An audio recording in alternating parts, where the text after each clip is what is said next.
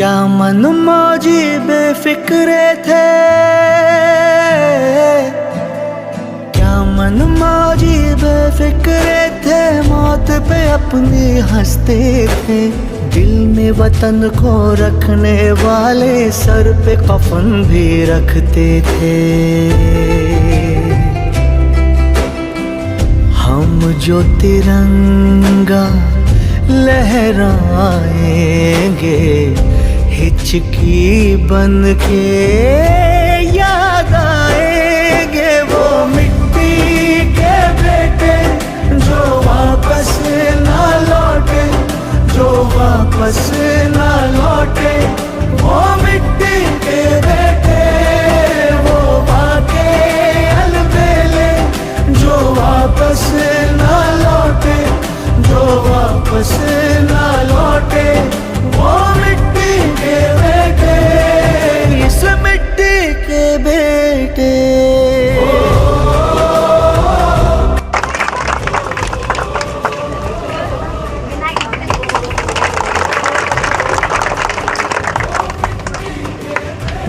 কৃতজ্ঞ থাকিম জীয়াই থকালৈকে মুখৰ পৰা তেওঁৰ গুণগান কেতিয়াও শেষ নহ'ব এই বৃহৎ উপহাৰৰ বাবে। इस मिट्टी के बेटे।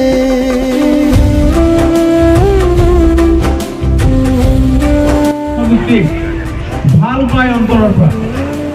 এদিন মোক ক'লে চাহাবৰ গাড়ী দলঙৰ ওপৰত যাব আৰু ৰাইজৰ গাড়ী দলঙৰ তলত যাব। এই দলংখনত মই আমাৰ মতি চৰণৰ কাৰণে ইমান মানে কৰিবলগীয়া হৈছে। মই আজি তেওঁক দেখা পোৱা নাই, দেখা পালে ভাল লাগিলেহেঁতেন। মই মানে অকল মতি চৰণ বুলি নহয়, বহুত ৰাইজে এই দলংখন নথকাৰ বাবে সমস্যাত ভুগিছে।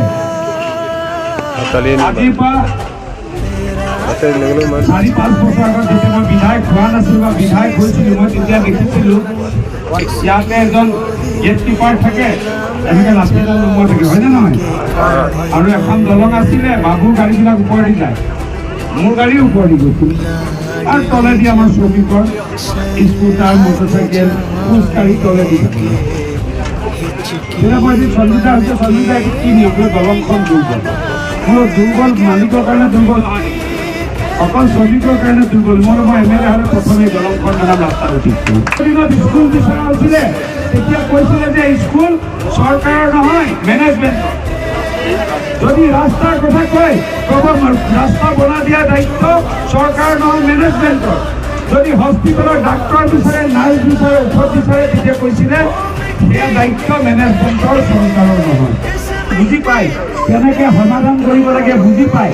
গতিকে এই ধাৰাটো আমাৰ অব্যাহত থাকিব। ৰূপেশ গোৱালাতকৈ ডাঙৰ মানুহ কংগ্ৰেছৰ মিনিষ্টাৰ আছিলে চাহ জনগোষ্ঠী বা এটাও চাহ জনগোষ্ঠীৰ কাৰণে। 5 বছৰ হ'ল মানৱ ডেকাই কোনো বাগানৰ মেনেজাৰ ঘৰত গৈ চাহ একাপ খোৱা নাই। খাইছোঁ নেকি? খাইছোঁ যদি মই শ্ৰমিকৰ ঘৰত গৈ খাইছোঁ।